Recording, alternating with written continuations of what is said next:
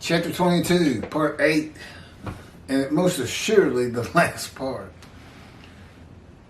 Picking back up on Jesus changing the prophecy. That's by his very lips. He's the one. Luke says, he says this to them. Now, he didn't write the Gospels.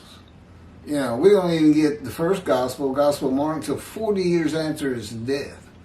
And it's filled with quotes and sermons, Sermon on the Mount, different events. 40 years after his death. Well, whoever wrote that gospel, nobody thinks it was Mark, Matthew, Luke, or that's the Apocrypha and Pseudepigrapha, books attributed to other people or hidden books. They just, whoever wrote it, attributed it to Mark, for instance. This is where I left off.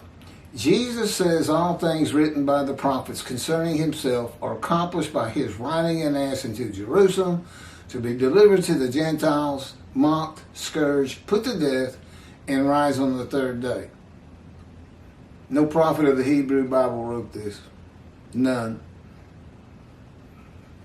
Or any other holy scriptures that didn't get canonized, if there is such a thing. This is not what Zechariah chapter 9 verse 10 says. It is not written by the prophets in any book of the Holy Scriptures. It cannot have anything to do with Isaiah 53 and the covenant with God to receive long life and make the many righteous by his knowledge. Okay, the Hebrew Bible, Christian Old Testament, looks like I'm doing the last two paragraphs.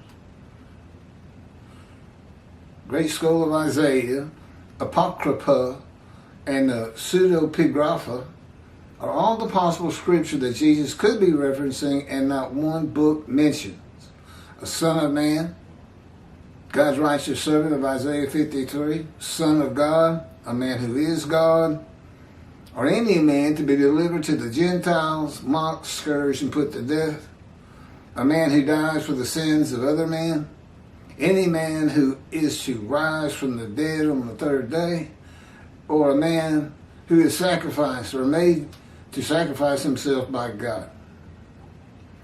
Another example is Jesus' use of the prophecy of Malachi chapter 3 verse 1. This is where God says, I'm sending my messenger before me to clear the way, and I shall return to my temple suddenly. And the angel of the covenant that you desire is already on the way, which we covered in, I think, 53:10. And let me just read it.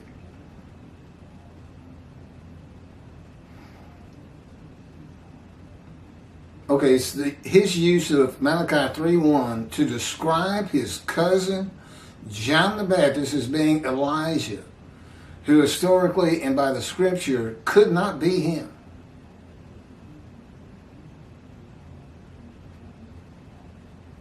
The messenger is Elijah. He's the only man mentioned in chapter 3 of Malachi.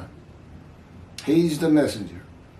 God had his prophet Jeremiah write the new covenant with sin forgiveness for a time to come in Jeremiah 31. Had his prophet Isaiah describe Elijah, who I'm all for, in Isaiah 53, and had his prophet Malachi write that the angel of the covenant you desire is already coming, and the messenger of the covenant is being sent to clear the way for the Lord, who is Elijah. Jesus uses Malachi chapter 3 verse 1 to describe his cousin John the Baptist to be Elijah, but leaves out the angel of the covenant. He didn't mention it. He uses the first two parts of that verse, but not the part where God says the angel of the covenant you desire, sin forgiveness, is already on the way. Why do you think he left that out? Because if John the Baptist is Elijah, The covenant's there. And there's nobody's sins to die for. All the Jewish people in the time of Jesus would have been sin-free. If John the Baptist is Elijah. That's why the angel leaves early, by the way. It was for me too. There are two specific covenants to come in the day of the Lord. The new covenant with sin forgiveness must come with the angel of the covenant that you desire. For the reason the covenant of friendship comes with God's servant David. Moshiach, never be me. Jesus said, this is he, talking of John the Baptist, of whom it is written. No, it's not.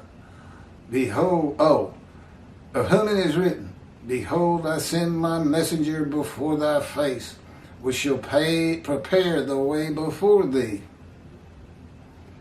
By thee, I assume he means himself. Christianity thinks he is God.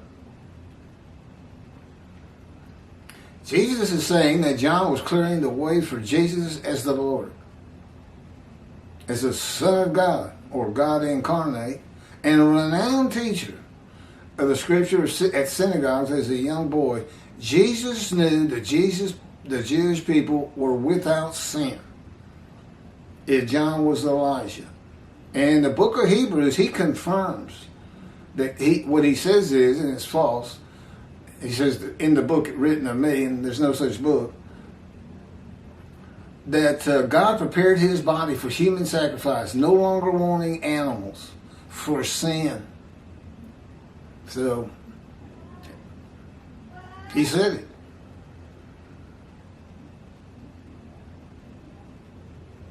Jesus knew the Jewish people without sin if John was Elijah.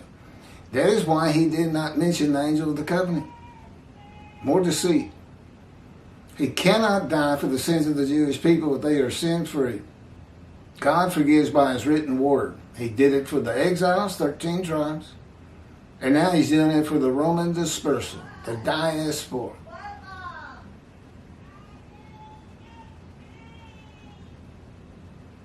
Not human sacrifice. I don't know what they're yelling at. The time to come of the new covenant is when the land blooms again and when the city, Jerusalem, shall be rebuilt as it is today for the Lord's return.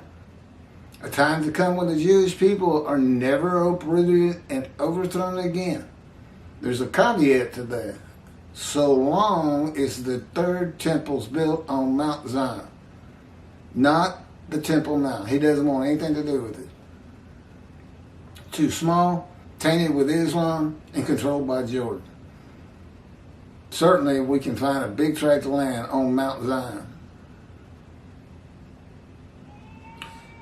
Between 68 and 70 Common Era, the Jewish people were revolted against Rome 4 times and were defeated, murdered, crucified, and forced to flee the lands of Abraham, beginning the diaspora, the Roman dispersal. The Jewish people were overthrown and uprooted after the death of John the Baptist.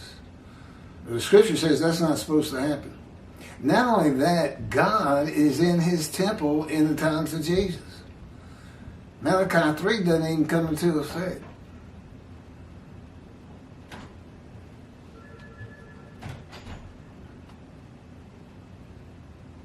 C, last paragraph. The time is coming, declares the Lord, when the city shall be rebuilt for the Lord from the tower of Hanel to the corner gate, and the measuring line shall go straight out to the Gareb hill, and then turn toward Goa, and the entire valley of the corpses and ashes, and all the fields as far as the Wadi Kidron, and the corner of the horse gate on the east shall be holy to the Lord. They shall never again be uprooted or overthrown. Jeremiah 31, verses 38 through 40. Guy was the title lawyer. This is the kind of description. You just do this. Oh, no. You can actually find most of these places, but the fact is, Jerusalem is so much larger today than it was in antiquity, according to God himself. And if it had to be rebuilt, that must be true. That it encompasses all these landmarkers. Okay, then comes chapter 23, which I've already done. They're very good. This is on Tovia Singer and Outreach Judaism. 24 is on Jews for Judaism, and their commentary that Isaiah 53 is Israel. All the people of Israel gathered as one man. And Tovia does the same thing, but they have different commentary to support that. And the support is so weak. It's borderline an absurdity. I really question if they believe it and why they did it. Maybe as anti-missionaries, they thought it's a better way to fight the Christians, saying it was Jesus. I think I've covered it a lot better than anybody. Well, God has.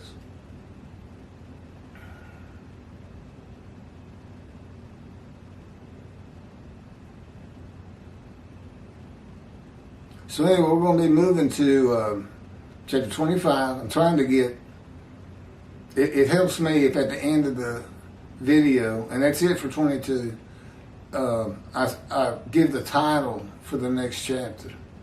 I tend to forget.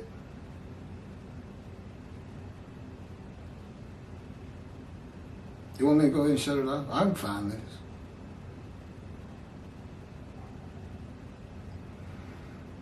I'm scrolling through chapter 24. But that's basically it. If you're not interested in the name of chapter 25 of chapter 25, then go ahead and turn the video on. If you're still here, a lot of people don't stay long. I think mostly those are Christians.